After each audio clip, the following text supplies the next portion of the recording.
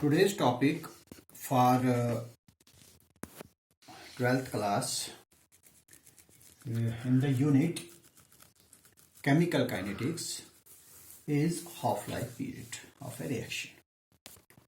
Now the term itself suggests that it is a half-life period of the reaction. Half-life means one half. Now what does it actually mean? Now we know that suppose we have a reaction. Suppose this is the reaction. A is its reactant and it gives rise to the formation of product. Now as we know that when a reaction takes place, the concentration of reactants that goes on decreasing and those of product that goes on increasing. What does this mean? This means that your reactant are bound to decrease their concentration, and to do so they will require some amount of time, and the time taken by these reactants in which their concentration becomes one by two of their initial concentration. The time taken by the reactant molecules to decrease their concentration to one half, that time period is known as half-life period of that chemical reaction. In other words, we can also say, suppose if a reaction, again suppose this is a reaction, suppose it takes 10 minutes for its completion. Now half time will be 5 minutes. So this 5 minutes will be the half-life period of this reaction. So half-life period of a reaction is, it is the time, this is the time taken by a reaction in which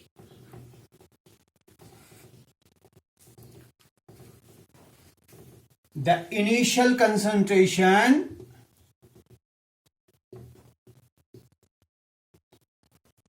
of its reactants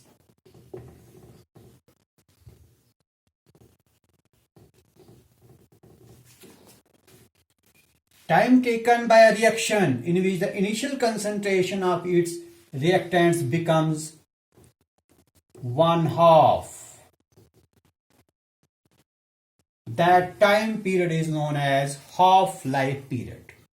Now half-life period of a reaction can be represented by T1 by 2. T stands for full time period. This is the time period of the reaction. And then we place 1 by 2 here at the bottom of this T, it becomes half-life period of that reaction. So half-life period of a reaction can be represented by T 1 by 2. Now we have to derive equations for determining half-life period of first order reaction and second order reaction. So let us derive an expression so that we can find the half-life period of first order reaction. So let me go to the first order reaction first. First order reaction.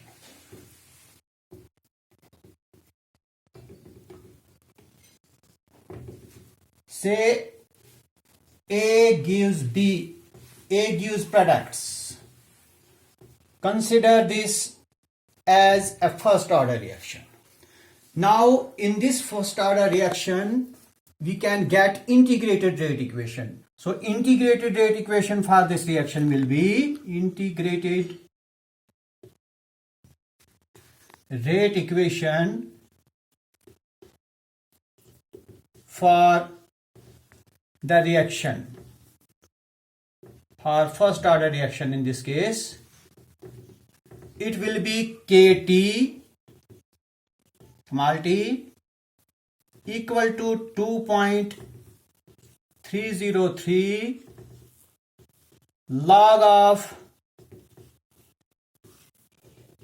A naught upon concentration of A. This is integrated rate equation for first order reaction. In this equation, K is a rate constant, T is the time period or time taken for a reaction to take place. Then we have A naught. This is initial concentration of the reactant at time 0, when the time is 0, when the reaction hasn't started. And A is molar concentration of what? Reactant A. So this gives you the integrated rate of reaction. So if we further solve it to get half-life period, first we will get T.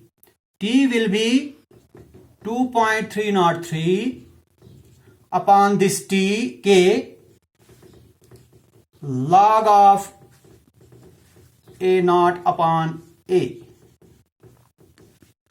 Now, since we don't have to find the full time period of this reaction, we have to find half-life period. So, what we will do, we will replace T by T half, that is half-life period. When T will become 1/2 of T, when T becomes 1/2 of T, then what happens to this? Then your A, this A, it will become 1/2 of what? A naught. So putting these values in this equation, what will we get? We will get T1 by 2,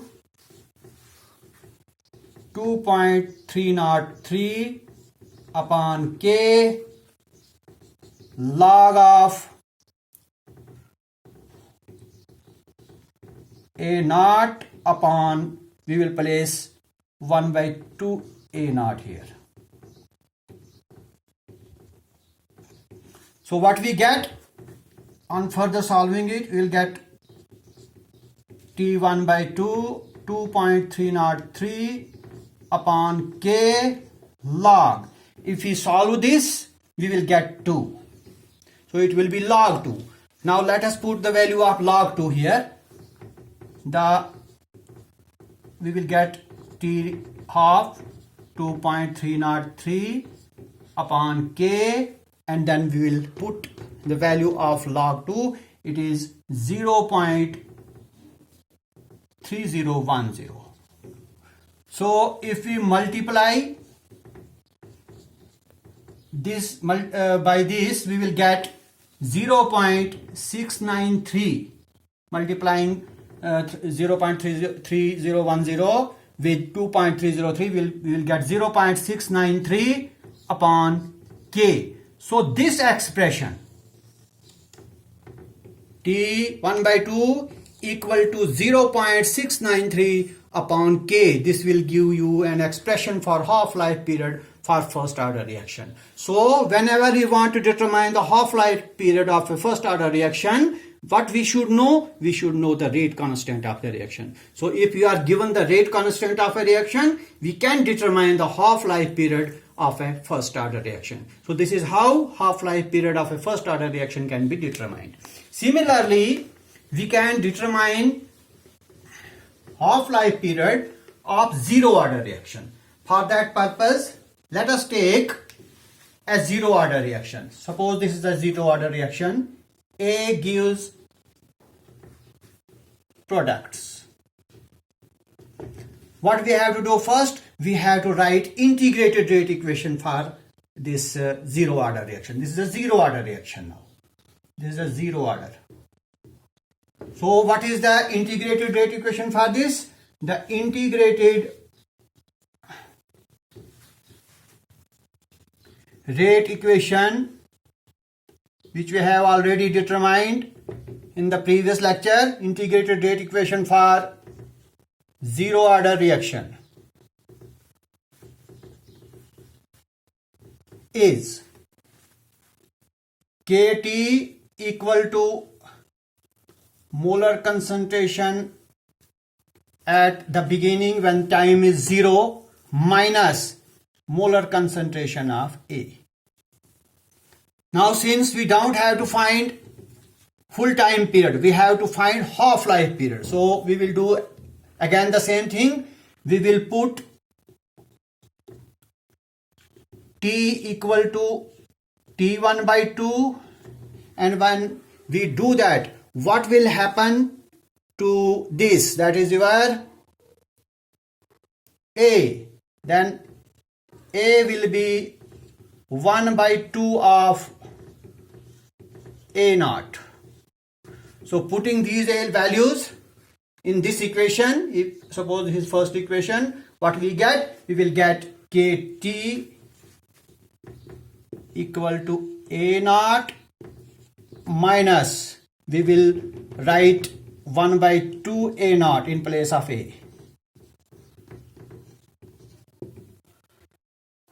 Further solving it, we will get KT equal to, when we will minus half A naught from A naught, we will get 1 by 2 A naught. We will write here 1 by 2 because we want to determine half-life period. Now we have K here, we will transfer K to the right hand side so that we get half-life period of this reaction. We will get T1 by 2 equal to A naught molar concentration upon 2K. So this expression will give us half-life period of this zero order reaction. So we have an expression for zero order reaction as well as an expression for first order reaction. Now we will go to another concept today, that is collision theory.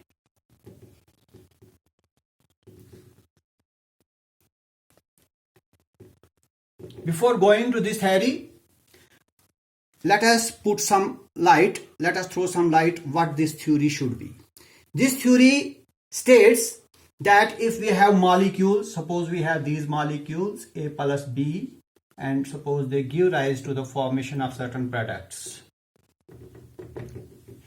In order to get these reaction going, these reactant molecules, they must collide with each other. Until and unless they collide with each other, only then products can be formed. So this collision between these reacting molecules has to be discussed. That was discussed by a theory known as collision theory. And this collision theory was given by two scientists, namely Max Strauss and William Lewis, in the year 1916 to 18, somewhere in between that period. During this period, Max Strauss and William Lewis, they proposed a theory known as collision theory. Now what does this theory says? This theory says that reacting molecules, they will have to collide so that products are formed. Now, as far as this collision is concerned, this collision depends upon a factor known as collision frequency. We have a factor known as collision frequency.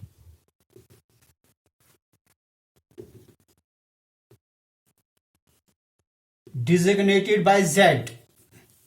Now what is Z?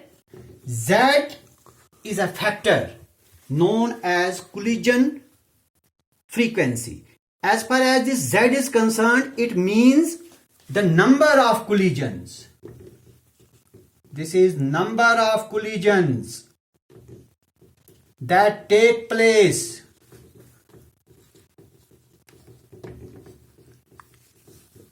per second per unit volume of reacting mixture. Reacting mixture means reactants. So we have to find how many collisions are taking place per second in unit volume of reacting mixture. That will give you the collision frequency, and this collision frequency has been under normal conditions or temperature, that has been estimated between 10 raised to power 25 to 10 raised to power 28. If this factor ranges between this under normal conditions of temperature and pressure, the collisions can take place and products can be formed. Now, as far as these collisions are concerned between reacting molecules, suppose these are reacting molecules, they collide to form products. Now, when they collide with each other, some collisions give rise to the formation of products. But at the same time, simultaneously, some collisions do not do so. What does it mean? It means that it is not always necessary that these collisions can result in the formation of your products. So some collisions can give rise to the formation of products, while some collisions do not do so. Now, those collisions which do form products are known as effective collisions. Effective collisions. What are then effective collisions? Effective collisions are those collisions between the reacting molecules which give rise to the formation of products. While as there are some other collisions which do not succeed in doing so, they do not succeed in forming products, those collisions are known as ineffective collisions. So we have two types of collisions, effective and ineffective. Ineffective collisions, they don't stand for formation of products, while as your effective collisions, they do give rise to the formation of products. Now, these effective collisions, there are two more factors which are responsible for these effective collisions. Now, what are those two factors? Those two factors which result in the formation of these products are to be discussed here. Number one is energy barrier.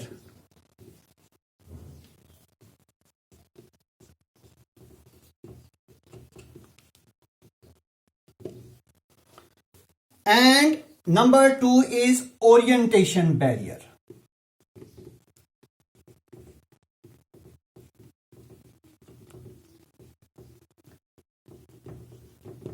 I just told you that some collisions form products known as effective collisions, while there are some collisions which do not do so, they are ineffective collisions. Here we shall be discussing effective collisions.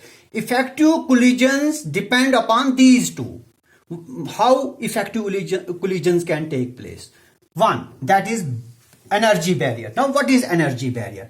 Energy barrier means your reacting molecules they should have certain amount of minimum energy so that they cause collisions. That minimum amount of energy which is required by these reacting molecules, that is known as threshold energy. They must have threshold energy. Your reacting molecules have a minimum amount of energy, that is threshold. So, if your reacting molecules have threshold energy or more than that, then they cross this energy barrier and then collisions can take place. So, energy barrier is a barrier, is a limit of that energy. When these reacting molecules cross that limit, they give rise to the formation of collisions and form products. So this is one factor.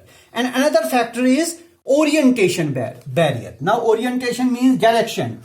By orientation we mean that your reacting molecules, when they react together, they should have some orientation. Now, for example, if I have two molecules of NO2, suppose I have two molecules of NO2, and suppose I want to get N2O4. Here I will show you the orientation barrier. If this NO2 molecule is like this, suppose this is N, this is O, this is another N, these are O's. Now when they react, this is NO2, this is another NO2 molecule. When they react, what will happen? This N will come closer to this N, like this.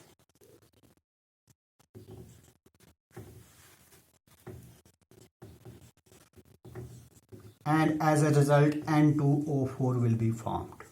This can be one orientation, but another orientation can be like this. And these are O2,